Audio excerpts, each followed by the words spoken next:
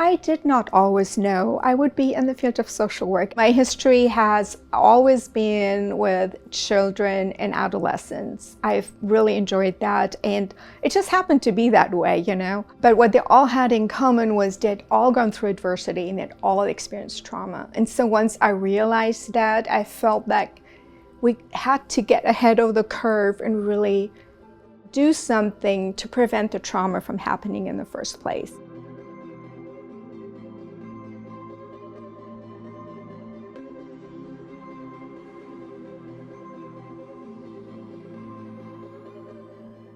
My trajectory is a little complicated. I'm born and raised in Germany. So I actually started as an undergrad in Germany with an art therapy training. And I got a Fulbright scholarship to go to New York University. And that helped me do a master's there. And I got really curious and I started to be really interested in research. So I added on a doctorate there at New York University, which also in art therapy. And focused really on qualitative research, looking in depth at what happens in art therapy sessions and the role that art has in helping young people or clients in general understand themselves and their experience and work through the trauma they have experienced.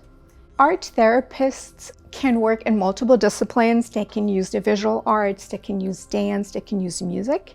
The way I worked is really using the visual arts as a way of communication with clients. I worked initially with young people in schools and child welfare settings as a clinical art therapist.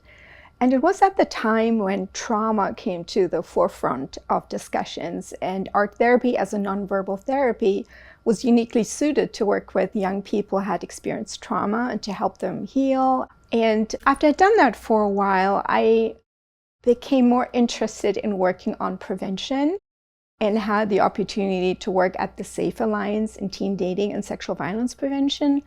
And that opened up my viewpoint from a clinical and individual-centered approach to thinking about not just my clients, but the environments they were living in. And so we worked in schools on dating violence prevention that included working with parents and teachers, that included school policies, in addition to group work with youth.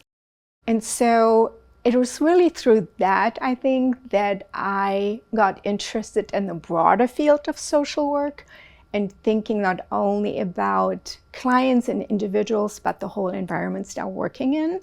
And I think I carried that into my work here at the Institute.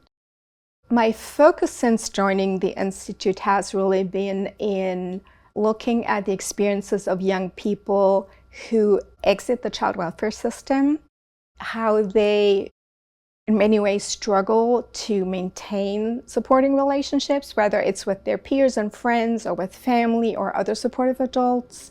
I'm looking at what their housing situations look like in a current project. And I've done a lot of work around sexual health education and relationship education, because what we have seen is that many young people with histories in foster care experience higher rates of teen pregnancies or early pregnancies, many of them that are not intended. They experience higher rates of intimate partner violence and sexual health concerns. So there's a real need to intervene and prevent that and support young people and also educate the settings they're growing up in. I'm Barbara Ball, and I have been a research scientist and research partner at the Texas Institute for Child and Family Wellbeing since 2019.